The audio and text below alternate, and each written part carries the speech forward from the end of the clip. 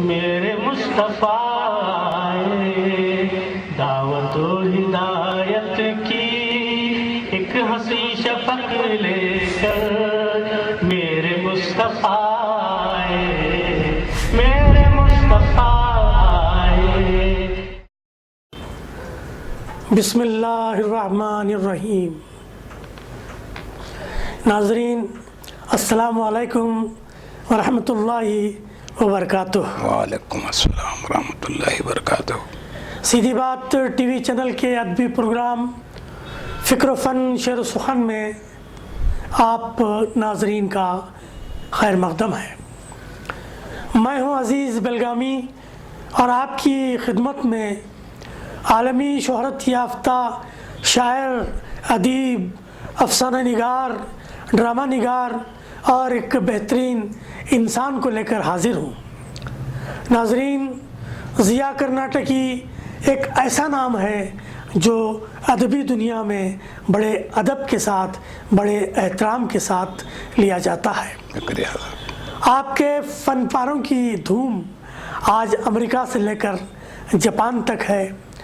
اس کا ثبوت یہ ہے کہ محمد اسلم صاحب کا ایک قطعہ منظر عام پر آیا جس سے ظاہر ہوتا ہے کہ آپ کی شہرت اب سرحدوں کو پار کر چکی ہے. انہوں نے مجھے کیلیفورنیا سے ایک قطعہ ارسال فرمایا ہے، وہ میں اب آپ کی خدمت میں پیش کرنا چاہتا ہوں. ضیاء کرناٹکی صاحب کی زیر ترتیب کتاب اجالے ان کی یادوں کے حوالے سے وہ فرماتے ہیں: میری راہوں میں جلتے ہیں اجالے ان کی یادوں کے، میری راہوں میں جلتے ہیں اجالے ان کی یادوں کے، چراغوں سے ابھرتے ہیں اجالے ان کی یادوں کے، چراغوں سے ابھرتے ہیں اجالے ان کی یادوں کے. میرے سائے سے جب ملتا ہے سایہ ان کا اے اسلم، میرے سائے سے جب ملتا ہے سایہ ان کا اے اسلم، چمن کے گل اگلتے ہیں اجالے ان کی یادوں کے، چمن کے گل اگلتے ہیں اجالے ان کی یادوں کے. اسلم صاحب کی خدمت میں شکریہ. ایک نیک صفت زندہ دل آدمی ہے محمد اسلم صاحب، جو ہم دونوں کے مشترکہ دوست ہیں اور اس وقت کیلیفورنیا میں مقیم ہیں. میں یہ کہہ رہا تھا کہ ضیاء کرناٹکی صاحب وکالت کے میدان میں بھی نمایاں خدمات انجام دی ہیں، بلکہ اپنے پیشے کو ادب کے ساتھ اس طرح جوڑا کہ قانونی معلومات پر مشتمل مضامین بھی آپ کے ادبی فن پارے بن گئے، اور اس طرح ثابت کیا کہ وہ کسی بھی میدان میں اپنے قلم کی جادوگری سے کسی بھی حلقہ ادب کو مسحور کر سکتے ہیں. اس کے علاوہ خدمت خلق اور سماجی سرگرمیوں کے ساتھ مختلف اداروں سے موصوف کی وابستگی کا ذکر چھڑا جائے تو اس کے لیے موصوف کی الگ سے ایک انٹرویو کی ضرورت پڑے گی. بہرکیف ناظرین،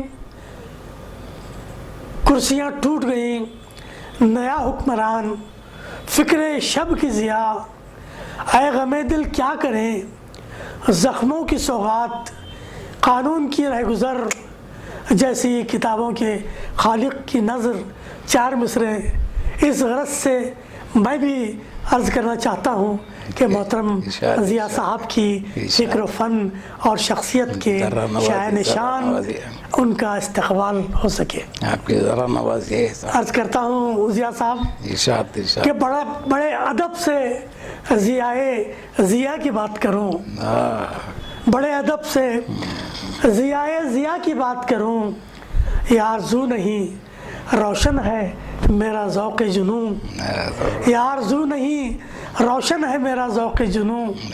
خبر ہے مجھ کو ہے کیا حضرت ضیاء کا مقام، خبر ہے مجھ کو ہے کیا، خبر ہے مجھ کو ہے کیا حضرت ضیاء کا مقام. ہے سمت سمت ضیاء بھائی کے قلم کا فسون ہے سمت سمت ضیا بھائی کے قلم کا فسون. ذرا نوازی کا شکریہ. ضیا کرناٹکی صاحب ان 4 مصروں کے ساتھ ہماری اسٹوڈیوز میں آپ کا خیر مقدم ہے. شکریہ شکریہ. ضیا بھائی یہ بتائیں کہ فکر و فن شعر و سخن کا آپ کا اپنا سفر کیسا رہا اور آج آپ خود کو اس سفر کے کس گام پر کھڑا ہوا محسوس کرتے ہیں؟ بسم اللہ الرحمن الرحیم. اب کہاں وہ محفلیں اب کہاں وہ رونقیں وہ محفلیں بزم سخن خواب تھا جو کچھ کے دیکھا جو سنا افسانہ تھا. اچھا. ایک طویل زندگی. عزیز بلگامی صاحب مجھے بہت ہی پیچھے 80 سال پیچھے لے کے چلے گئے جس کی یادیں میرے سامنے لہروں کی طرح سامنے آ رہی ہیں. جی جی. سب سے پہلے مختصراً یہ کہ سب سے پہلے میں نے ایک افسانہ ٹکٹکی نام کا لکھا تھا. اچھا. اس وقت میری عمر کوئی 13 یا 14 سال کی ہوگی. اچھا. اور اس وقت میں قدری یعنی آندھرا پردیش میں ہمارے بڑے بھائی کے ساتھ رہتا تھا. جی جی. مڈل اسکول میں پڑھتا تھا اور مڈل اسکول ہائی اسکول میں ضم ہو چکی تھی. ایک ہی عمارت کے چھت تلے وہ دونوں اسکولیں چلتی تھیں. جی جی جی. مڈل اسکول اور ہائی اسکول.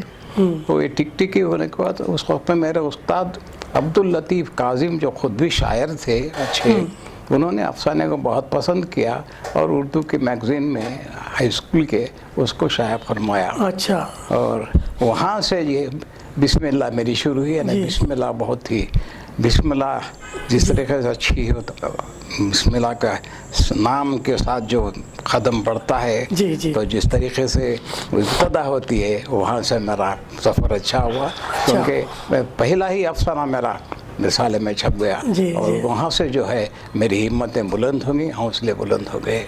پھر اس کے بعد ایک سال 2 سال کے عرصے میں نے ایک غزل بھی لکھی. اچھا. غزل لکھنے کے بعد وہ غزل بھی شاید کھلونوں میں شائع ہوئی. پھر میرے ہمتیں اور جوان ہو گئیں. اس طریقے سے بچپن ہی سے میری وہ ادب کے ساتھ زندگی میری جڑی رہی. اور ادب کے ساتھ غزلیں اور شاعری اور افسانہ نگاری بھی چلتی رہی. ماشاء اللہ. ضیا بھائی حیرت ہوتی ہے کہ آپ نے قلم تھاما تو آپ کی عمر 14 یا 15 سال تھی اور آج 80 سال کی عمر میں آپ فکر و فن شعر و سخن میں انٹرویو کے لیے حاضر ہوئے ہیں. اس سے بڑی ہماری خوش قسمتی کیا ہو سکتی ہے. آپ کا پیشہ ضیا بھائی وکالت بذات خود ایک وقت طلب پیشہ سمجھا جاتا ہے. اس کے ساتھ آپ نے ادب کے لیے, صحافت کے لیے, خدمت خلق کے لیے, شاعری کے لیے اور سب سے بڑھ کر اپنے اہل خانہ کے لیے وقت کیسے فارغ کر لیا کرتے تھے؟ عزیز بھائی اس سے پہلے کہ آپ نے پہلے سوال میں مجھے کہا تھا کہ آپ کس مقام پہ ٹھہرے ہوئے ہیں, کھڑے ہوئے ہیں. جی جی. اس کے تعلق سے میں کیا بتاؤں. اللہ کا کرم ہے. اور میں کس مقام پر ہوں میں کچھ آپ کو بتا نہیں سکتا. اچھا. کیونکہ میں جب بھی گزرتا ہوں تو ہر مقام کو میں اپنی منزل سمجھتا ہوں. سبحان اللہ. پھر اس منزل کو پھر طے کرنے کے لیے آگے بڑھتا رہتا ہوں. جی جی. تو میں نے کبھی اپنی عمر کے تعلق سے نہیں سوچا. کیا بات ہے. اور اسی طریقے سے اپنی جد و جہد کو جاری رکھا میں نے. اچھا. اور جو بھی کام کرتا رہا وہ بہت سے ساری ادبی انجمنوں کو ترتیب دیتا رہا, منعقد کرتے رہا. کل ریاستی مشاعرے منعقد کیے میں نے اور آل انڈیا مشاعرہ بھی کیا دلیپ کمار صاحب کی صدارت میں. تبسم کی اناؤنسر تھیں. اس طریقے سے چھوٹے میدان میں بہت 18,000 کے سامعین کے سامنے مشاعرہ ہوا. سبحان اللہ. تو وہاں پر 35 شعراء ملک کے جمع ہوئے تھے. جی جی جی. تو اس طریقے سے میرے ہر جگہ میری پذیرائی ہوئی اور ادب نواز لوگوں نے میری بہت ہمت افزائی کی. اس لیے میرے اور یہ دوسرا سوال آپ کا یہ کہ میں ان تمام کے ساتھ میں شاعری کو، افسانوں نگاروں کو، اپنے اہل خانوں کو، ادب کو سب کیسا تقسیم کرتا ہوں؟ میں اس کو بتائیے، سوال کا جواب دینے کو ذرا ہچکچاتا ہوں۔ اچھا، کیونکہ جی اللہ کا کرم جی، کیا ہے، ذہن میرا بھٹکتا نہیں کبھی۔ جس کام کو میں اپنا مقصد سمجھ کر لیتا ہوں، اس کام کو مکمل کیے بغیر میں نہیں چھوڑتا۔ سبحان اللہ، سبحان اور اللہ، اب جیسے ہی میں نے جس کام کو پر ہاتھ ڈالا، میں نے اس کو پورا کر کے ہی چھوڑا۔ سبحان اللہ۔ اب جیسے کہ وکالت پہ جیسے ہی قدم رکھا میں، وہاں بھی بہت سارے مقامات ایسے آئے کہ وہ بالکل ادب سے ترک کرنا پڑا۔ جی جی، ادب کو ترک کرنا پڑا، لیکن جی جی، میں ترک نہیں ہوا۔ نہ مجھے پیش ادب چھوڑا، نہ میں نے ادب کو چھوڑا۔ کیا بات ہے، بس دونوں ساتھ چلتے رہے، اور یہ اللہ کا کرم ہے، احسان ہے اس کا۔ اور اس کے سب سے بڑی بات یہ کہ بنگلور کا ماحول ایسا بنا مجھے جی جی، کہ یہاں پر جو پرانے شعراء جو تھے، بہت بڑے قدیم شعراء، عظیم شعراء، جیسے کہ حکیم منتخب خاندانی، عبداللہ شوق، مبشر قریشی، ڈاکٹر وزیر عرشی، اجل نادری، اس طریقے سے بہت شعراء تھے۔ ان کے ساتھ میرے ساتھ رہنے کا مجھے موقع ملا۔ میرے استاد وزیر ڈاکٹر وزیر عرشی، انہوں نے بھی مجھے بہت ہی میری ہمت افزائی کی۔ انہوں نے حالانکہ زیادہ مجھے اصلاح تو نہیں کی، صرف ترمیم کرتے میرے اشعار میں، بس ترمیم کر کے، ضیاء تم بہت اچھا کہتے ہو، کہو، تمہارے میں صلاحیتیں ہیں، بہت ہمت ہے، آپ بہت بلند حوصلہ انسان ہیں۔ اور جب اس میں انسان کیا بلکہ جوان تھا میں، بہت ہی، اور کسی کی پرواہ نہیں کر رہا تھا سوائے اللہ تعالیٰ کے، اپنا کام چلتا رہا، اور اللہ کا کرم قدم قدم پر اس کا ساتھ ہوتے رہا۔ بس اللہ کا کرم ہے کہ میں سب اپنی ذمہ داریوں کو نبھاتا چلا آیا ہوں۔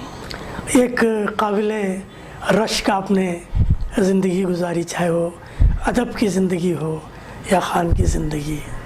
اب ہم اگلے سوال کی طرف بڑھتے ہیں ضیاء بھائی۔ آپ کی افسانہ نگاری اور آپ کی شاعری اب جاپان اور امریکہ کے اردو حلقوں تک پہنچ چکی ہے۔ آپ کو امریکہ میں ہاتھوں ہاتھ لیا گیا، میں دیکھ رہا ہوں اردو لنک اخبار، وہاں پر آپ کی افسانے شاعری چھپ رہی ہے۔ یہ سب کیسے ہوا ضیاء صاحب؟ عزیز بھائی، اس سلسلے میں میرے بھانجے کینیڈا میں سیف اللہ سیفی ہیں، تو میرے سگے بھانجے ہیں، وہ وہاں پر ایک بہت بڑے عہدے پر فائز ہیں، اور ان کی عمر بھی اس وقت 65 سال کی ہے۔ وہ کیونکہ رحمت ناز میری بہن، بڑی بہن، جن کا انتقال ہو گیا، مرحومہ ہیں، تو وہ بھی اچھی بہت سی شاعران تھی، اور جن کا کلام میں نے ترتیب دیا ہے زخم ہجراں کے نام سے۔ تو تقریباً اس کی بہت ہی پذیرائی ہوئی، تقریباً 1000 اس کی جلدیں تھیں، اور تمام پاکستان میں، کینیڈا میں، ہندوستان میں سب پھیل گئیں وہ۔ اس میں سیفی نے بہت میرے کلام کو پہنچانے میں بہت بڑا رول ادا کیا۔ اس کے وساطت سے، اس کے حوالے سے پاکستان میں میرے غزلیں چھپیں، پاکستان میں میرے افسانے چھپے، جاپان میں میرے افسانہ چھپے۔ اس کے بعد میری خوش نصیبی، جہاں قاتلوں کے شہروں میں، قاتلوں کے ملک میں رہتے ہیں، حاسدوں کے شہر میں رہتے ہیں ہم لوگ، ایسے وقت میں اچھے لوگ بھی ہمیں مل جاتے ہیں۔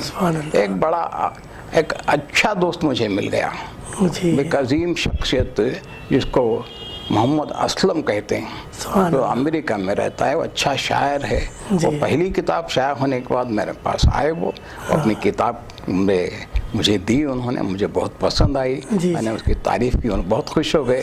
اس کے بعد امریکہ کے جانے کے بعد مجھے نہیں بھولے وہ، اور وہاں جانے کے بعد کہا کہ ضیاء صاحب آپ اپنے افسانے بھیجیے، میں یہاں اردو لنک میں آپ کو شائع کروانا چاہتا ہوں۔ تو میں نے افسانے بھیجے وہاں، بھیجنے کے بعد میں کہ میرا افسانہ، میں نے سنا کہ افسانوں کی میری دھوم مچ گئی۔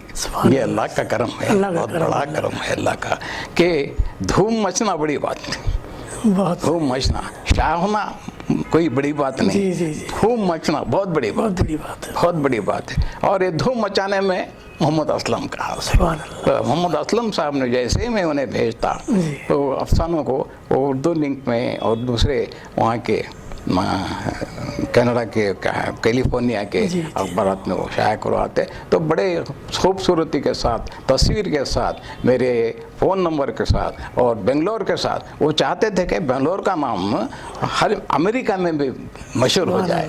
तो ये असलम साहब की देखिए अपने वतन से, अपने शहर से कितनी मोहब्बत थी कि उन्होंने अपने बेंगलोर को हमेशा कहते कि आप अपने नाम के साथ बेंगलोर लिखिए, बेंगलोर लिखा कीजिए। बेंगलोर और कर्नाटक लिखिए। जी। तो इस तरीके से भेजता रहा, तो मुझे भी बहुत ही शौक़ हुआ। और मैं जैसे जैसे अफसान लिखता तो सबसे पहले हमारे मोहम्मद असलम साहब रवाना करता जी। और उनके ज़रिए से वहाँ अमेरिका में फैल गए मेरे अफसाने। आज अमेरिका में मेरा बहुत नाम है और कहा सुनता हूँ कि अब अजीज़ बेलगामी के साथ अफसाना निगार और शायरी में ज़िया कर्नाटकी भी उनके बराबर चल रहे हैं। अजीज़ बेलगामी और ज़िया कर्नाटकी अमेरिका में बहुत मकबूल हो गए हैं। ये सुन के बड़ी खुशी होती है, बेहद खुशी होती है। अल्हम्दुलिल्लाह।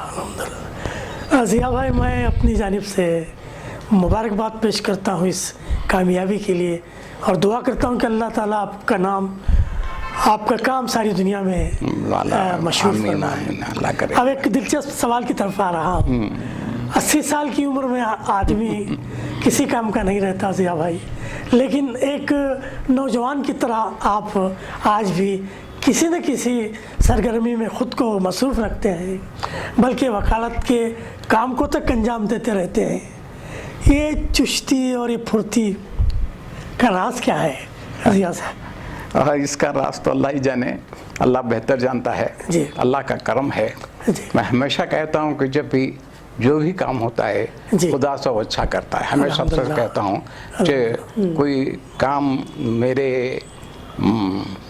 तमन्ना के बगैर, मकसद के बगैर, मेरे राय के बगैर, मेरे ख़िलाफ़ भी अगर कोई काम गया तो मैं हर वक्त कहता हूँ कि खुदा सब अच्छा करता है। सुभान अल्लाह। तो अल्लाह ताला का एहसान है कि वो हमेशा मेरा साथ देता रहा, कदम कदम पर साथ देता रहा। जहाँ भटकने का मकाम आया वहाँ अल्लाह ताला 70 माह की मोहब्बत रखने वाला। क्योंकि मेरी उम्र जब 6 साल की थी उस वक्त मेरी वालिदा का इंतकाल हो गया था और उस वक्त से मैंने बचपन में सुना, पढ़ा, उर्दू अखबार, उर्दू किताबों में जो खलासी वाले में मेरी तालीम हुई, खलासी वाले के उर्दू स्कूल में, वहाँ एक उस्ताद भी थे, उन्होंने वो किताब पढ़ा है, खुदा सब अच्छा करता है। सुभान अल्लाह। तो अल्लाह ताला का एहसान, वो करम है कि वो मुझे साथ लेकर गया और 80 साल कैसे गुजर गए मैं खुद हैरान हूँ कि क्या मैं वाकई 80 साल का हूँ। अच्छा। जब भी आईने में अपना चेहरा देखता हूँ तो अपने आप को मैं ताजगी महसूस करता हूँ। क्या बात है, क्या खुद बहुत ताज़ा महसूस करता हूँ। अल्लाह का शुक्र है। और इसके पीछे आपको एक राज की बात बताऊँगा मैं। मैंने आपसे कल कहा था कि मैं कल नहीं कहूँगा, आज कहूँगा, हर मर्द के पीछे एक औरत का हाथ होता है। जी जी जी। उसकी कामयाबी के पीछे जी जी जी। वो राज है राशिदा ज़िया। क्या बात है, क्या बात है, क्या बात है। जिसने मुझे कदम कदम पर मेरा साथ दिया। मेरे छोटे से घर में भी उसने मेरी किताबों को संभाल के रखा। माशाल्लाह। और बड़े से बड़ा घर मेरा बन गया, माशाल्लाह। तभी उसने अपनी किताबों को संभाल के रखा। कभी उसने मेरी शायरी में, मेरी अफसाना निगारी में, मेरे अदबी कामों में कभी उसने वो तनकीद तो दूर की बात उफ तक नहीं की। सुभान अल्लाह, सुभान अल्लाह। तो ये उसका नतीजा है कि मैं यहाँ तक पहुँचा और यहाँ कामयाब हुआ। और ये बात बिल्कुल सही निकली कि हर कामयाब इंसान के पीछे एक औरत का हाथ होता है। बहुत सही, बहुत सही। ज़िया भाई, मैं मुबारकबाद देता हूँ फिर कि आपको एक ऐसी शरीक हयात मिली जो ज़िंदगी भर आपकी साथी रही, आपके पेशे में भी और आपके अदबी सरगर्मियों में भी। इसमें एक बात मैं भी जोड़ता हूँ। ज़रूर। एक बात मैं नाज़रीन की नज़र करना चाहूँगा, नाज़रीन को मैं बताना चाहूँगा ज़िया भाई के बारे में कि आपकी 2 खुसूसियात ऐसी हैं जिसने आपको ये मकाम अता किया। اولین خصوصیت یہ ہے کہ وہ باوضو رہتے ہیں، وضو کے ساتھ اپنا کلام تخلیق فرماتے ہیں، اور دوسری خصوصیت یہ ہے کہ آپ وقت کے بہت پابند رہے ہیں۔ میں نے آپ کو آج اپنے اسٹوڈیو میں جو وقت دے کے بلایا، ٹھیک اس وقت پر وہ ضرور حاضر ہوتے، لیکن راستے میں ٹریفک وغیرہ کی وجہ سے 10 منٹ جو تاخیر سے آئے تو اس کے لیے معذرت پیش کی انہوں نے، اور کہا کہ میں کبھی وقت کی پابندی سے ہٹتا نہیں ہوں۔ یہ یقیناً ایک بہت بڑی چیز ہے اور ایک کامیاب انسان کی نشانی ہے۔ شکریہ، بہت بہت شکریہ۔ ضیاء بھائی، ہم آگے بڑھتے ہیں۔ غزل آپ کی مرغوب صنف سخن ہے۔ اس دور کی غزل کو آپ اساتذہ کی غزل سے یا روایتی غزل سے کس قدر الگ محسوس کرتے ہیں؟ کہ بڑا بہت ہی بلند سوال، بہت ہی لاجواب سوال، جی اس کے لیکن جواب دوں گا میں۔ ارشاد۔ میں نے میر کے بعد میر تقی میر کو، اقبال کو، اس سے پہلے ذوق کو، داغ کو، جگر کو، ابھی اس کے دور کے بعد فیض احمد فیض کو، احمد فراز کو، جون ایلیا میرا پسندیدہ شاعر ہے۔ اچھا، جو پاکستان کا تھا، ہندوستان سے پاکستان چلے گئے، وہ ایک انقلابی شاعر وہ۔ کیا اور معلوم نہیں ہے، جب بھی میں لکھنے بیٹھتا ہوں تو جون ایلیا کا پرتو میں اپنے آپ پر جی محسوس کرتا ہوں، اور کیونکہ جب وہ سناتا ہے تو میں بھی بڑے اس سے سناتا ہوں، بڑے جذبات سے سناتا ہوں، اپنے شعر کو پہنچانے کی کوشش کرتا ہوں۔ تو یہ ان شعراء کا دور الگ تھا، وہ ماحول الگ تھا، جی ذوق کا ماحول الگ تھا، غالب کا ماحول الگ تھا، جی اور میر تقی میر کا الگ تھا، امیر مینائی کا دور الگ تھا۔ وہ ان کے حالات کے نظریے سے، حالات کے ماحول کے نظریے سے، ماحول کی وجہ انہوں نے جو کچھ شاعری کی، ماحول کا بہت اثر ہوتا ہے ہر شاعر پر۔ اللہ کی دین ہوتی ہے لیکن ماحول کا بہت اثر ہوتا ہے۔ اب ہم جب لکھنے لگے تو ایسا محسوس ہوا کہ ہم قاتلوں کے شہر میں رہتے ہیں، قاتلوں کے قاتل حکمران ہیں، ہمارے ہر طرف چاروں طرف گھرے ہوئے دشمن ہیں۔ ایسا محسوس ہوتا ہے، ایسا محسوس ہوتا ہے۔ ہم اپنا سر بھی اگر ان کے سامنے رکھ دیں تو اس کی کوئی قیمت نہیں ہوتی۔ تو ان حالات میں نے دیکھا کہ یہ سینہ، زلف، ناف، کمر، ایک ندی میں کتنے بھنور، ایسی شاعری میں نے کبھی نہیں کی، ایسی شاعری تو کبھی میں نے نہیں کی۔ میں نے وہ رومانی شاعری کو میں جانتا ہوں، چھوا بھی نہیں، بچ بھی نہیں کیا، کیونکہ میرے ایک غیر ناانصافی کے خلاف جنگ چھڑ گئی میرے ذہن میں۔ یتیم سے، یہ جب یتیم ہوا تو یتیموں کے ساتھ کیا ہوتا ہے، ان کے ساتھ کیسا صلہ ہوتا ہے، ان کے ساتھ کیسا سلوک ہوتا ہے، اور یہ تمام چیزیں دیکھنے کے بعد مجھے محسوس ہوا کہ واقعی اس ملک میں یا وہ کسی بھی ملک میں ہو، پوری دنیا میں انصاف نہیں ہے، انصاف نہیں ہے، سوائے اللہ تعالیٰ کے انصاف کے سوا کہیں انصاف نہیں ہے۔ اور دوسری بات کہ سب سے زیادہ مجھے حضور صلی اللہ علیہ وسلم کی سیرت سے بہت لگاؤ، تو یہ سیرت اور اللہ کا کلام، یہ دونوں نے مل کر مجھ میں ہمت پیدا کی۔ میں سیرت بھی پڑھتا ہوں، بہت سارے سیرتیں ہیں میرے پاس، اور ان تمام سیرتوں کو پڑھنے کے بعد میں مجھے ایک ہمت آ گئی کہ حضور صلی اللہ علیہ وسلم پر جتنے مشکلات پیش آ گئی، ان کے ساتھ جتنے راہوں میں کانٹے بچھائے گئے، اس کے مقابلے میں ہماری کوئی حیثیت ہی نہیں ہے۔ تو اسے اتنا عظیم انسان کے ہم تو موازنہ نہیں کر سکتے، سوچ بھی نہیں سکتے ہم، لیکن ہمارے لیے وہ مثال ہیں۔ تو اس لیے جو ہے اب وہ شاعری، ان کی اس زمانے کی شاعری اور اس زمانے کی شاعری میں بہت زمین و آسمان کا فرق ہے۔ اب اس زمانے بیٹھ کر ہم جو ہے رومانی شاعری نہیں کر سکتے، اور شاعر کا فرض ہوتا ہے کہ زمانے کی حقیقت کو سامنے رکھے، زمانے کے سامنے رکھے، اپنی غزل میں، ہاں اپنے غزل میں ہو یا افسانے میں ہو، کسی میں بھی ہو، اپنے اس حقیقت کو سامنے رکھے، حقائق کو سامنے رکھے۔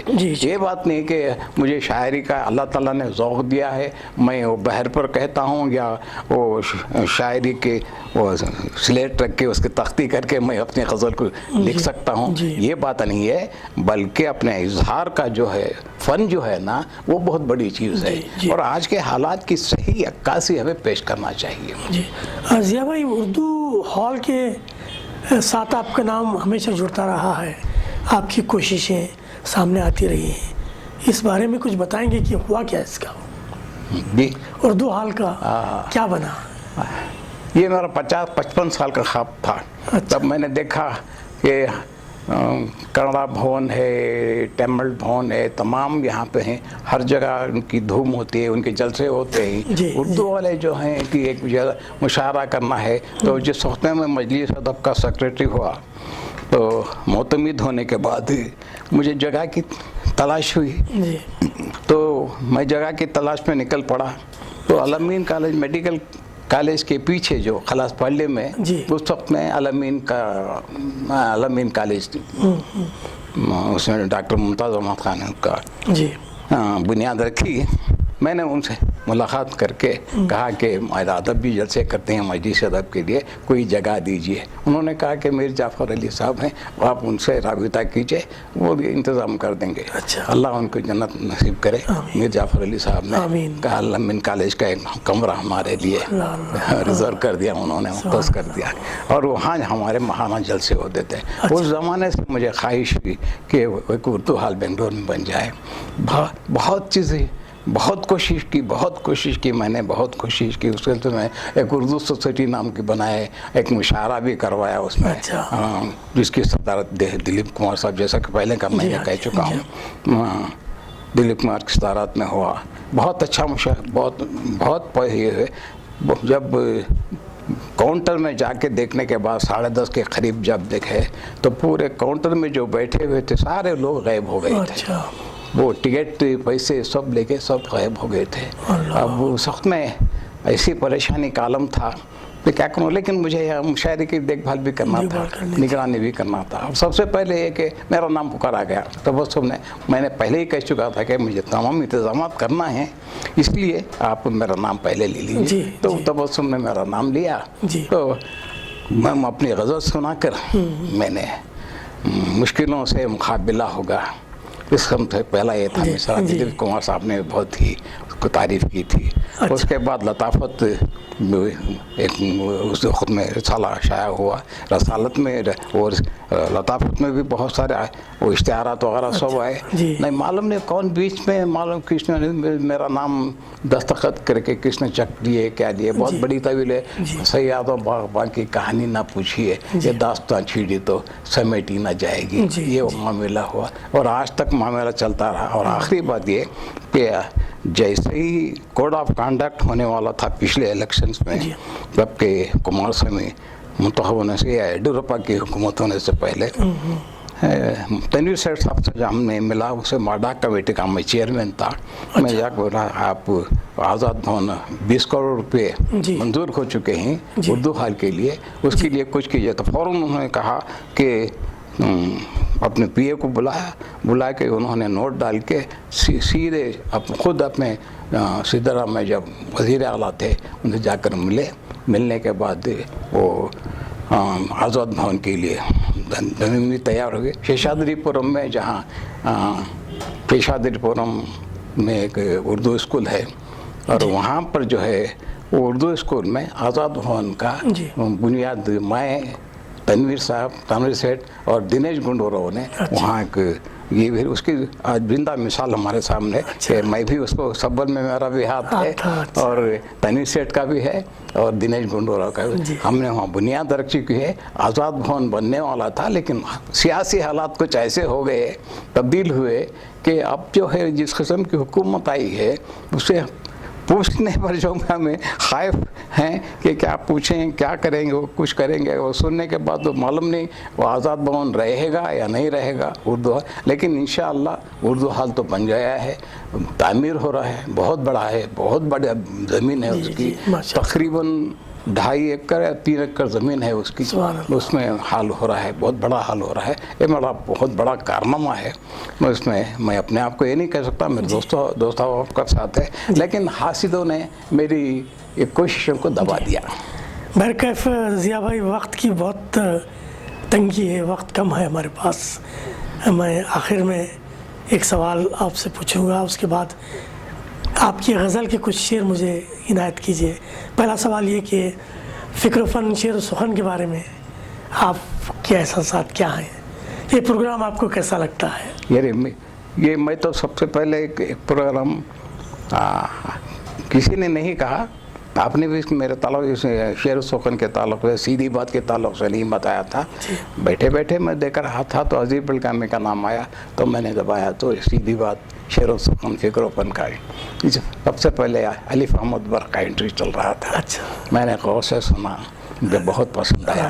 मेरा हालांकि मुझसे बहुत कम उम्र है वो अलीफ अहमद बर्क, लेकिन मैं बहुत कदर करता हूँ उनके, अच्छे फनकार हैं, बहुत अच्छे अफसाना निगार हैं, अच्छे शायर। तो उनका जिस किस्म से आपने इंटरव्यू लिया, बाद अजीज बलगामी को मैं तकरीबन 50 साल से जानता हूँ, तो वो शख्स बैठ कर अलीफ अहमद बर्क का जो इंटरव्यू ले रहा था, तो इस किस्म से सवालात पूछ कर क्या ऐसा बिल्कुल घरेलू माहौल में वैसा होता है, हो रहा था, उसे देखकर बड़ी खुशी हुई।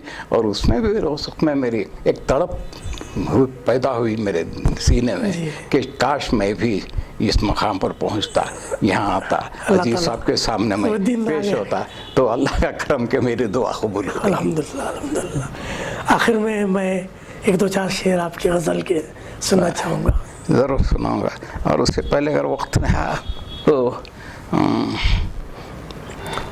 क्योंकि वक्त बहुत कम है, दामन वक्त बहुत तंग है, और हम चाहते हैं कि कुछ शेर इनायत फरमाएं।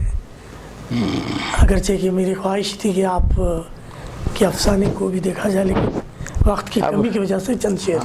कितना वक्त रह गया है मेरे पास? अभी वक्त तो बिल्कुल नहीं रहा, इसलिए आप चंद शेर पर इक्तफा फरमा दीजिएगा। अच्छा, तो मैं आपने कहा था सवाल में एक अफसाना मिला, अफसानचे मैं लिखता हूँ ना, एक अफसानचा सुना देता हूँ। जी, ठीक। उसके बाद में एक गज़ल के 4 शेर। जी, इरशाद।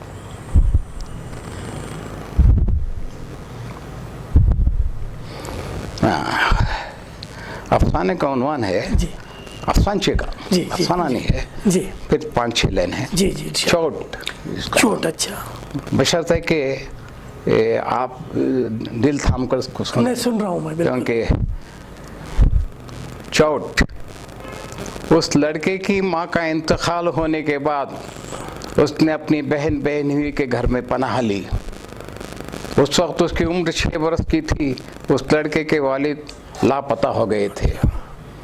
एक सुबह उसकी बहन तीसरी गली में वाक़े दूध फरोख्त करने वाली बाई माँ के घर एक चौनी उसकी कमीज़ के जेब में डालकर तांबे का लोटा उसके हाथ में थमाकर एक गिलास दूध लाने के लिए भेजा। आंगन के चबूतरे पर बैठकर लड़के की बहन कोयले से दांत मांज रही थी। थोड़ी देर बाद वो लड़का खाली लोटा लेकर वापस आया और कहने लगा, आपा चौनी रास्ते में कहीं गिर गई है क्योंकि मेरा जेब फटा हुआ है ना। कम वक्त तेरे बहनवी कमरे में चाय का इंतजार करते हुए बैठे ही, अब उन्हें क्या जवाब दूं। साथ ही बहन ने उसके हाथ से तंबालू यानी लोटा छीन कर उसके सर पर इतने जोर से मारा कि लड़का चकरा गया। अब उसकी उम्र 80 बरस की है और लड़कपन में यतीमी की लगी वो चोट आज तक ताज़ा है और कभी कभी उसके तालू से उभर कर वो चोट उसे 6 बरस का बनाकर इतनी शिद्दत से तड़पाती है कि वो अपने हाथों से सर पकड़कर बैठ जाता है और उस वक्त एक अनदेखा हाथ उसकी तालू को सहलाने लगता है। या अल्लाह, या अल्लाह, या अल्लाह, या अल्लाह। बहुत खूब, बहुत खूब, वाह वाह गजल वाह वाह। शेर सुनो। चंद शेर सुनाइए।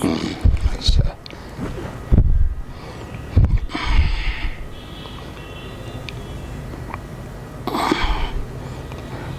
मतलब है इरशाद।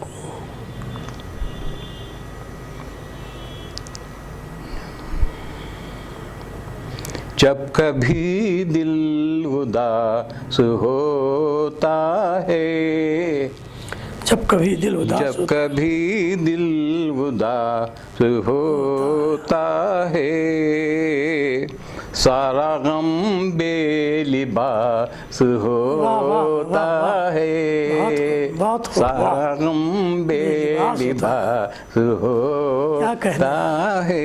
क्या कहने से बेलिबास पर बहुत बहुत कीजिएगा। अच्छी, बहुत खूब। जो ज़माना शनास होता है, जो ज़माना शनास होता है, इम्तिहान में वो पास बहुत अच्छे। होता है, पास होना, क्या बात है, क्या बात। इम्तिहान में वो पास पास होता है। वाह वाह वाह वाह। हाँ, जो इधर की उधर लगाएगा, कि उधर लगाएगा, जो इधर की उधर लगाएगा, वाह वाह वाह वाह। आदमी सत्यानाश होता क्या है, बात है। आदमी सत्यानाश होता है। क्या कहने, वाह वाह वाह। ये क्या कहना भाई, दरमियान में हूँ। जी। सब गिलासों को तोड़ डालेगा, सब गिलासों को तोड़ डालेगा, सब गिलासों को तोड़ डालेगा, जो कि खाली गिलास होता है, सुभान अल्लाह, जो कि खाली गिलास होता है। पहली सफ में उसे बिठाएंगे, पहली सफ में उसे बिठाएंगे, पहली सफ में उसे बिठाएंगे, जो कोई खुश लिबास होता है, क्या सच्चाई बयान की जो आपने। कोई खुश लिबास होता है। चंद शेर छोड़कर मक्ता सुना रहा हूँ।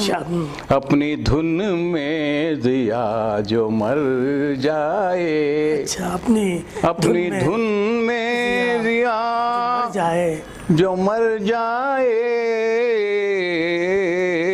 हाँ वही देवदास होता है, हाँ वही देवदास होता है, सारा गम बेलिबास।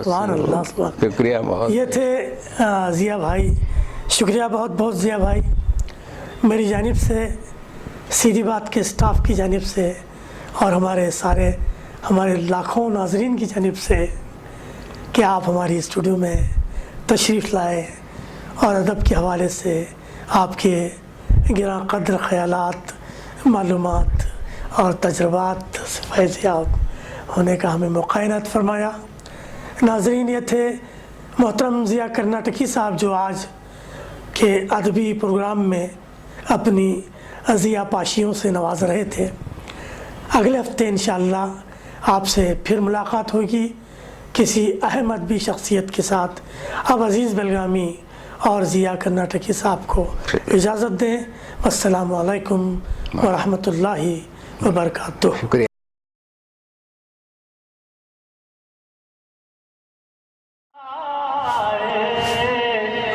मेरे मुस्तफा आए, दावत हिदायत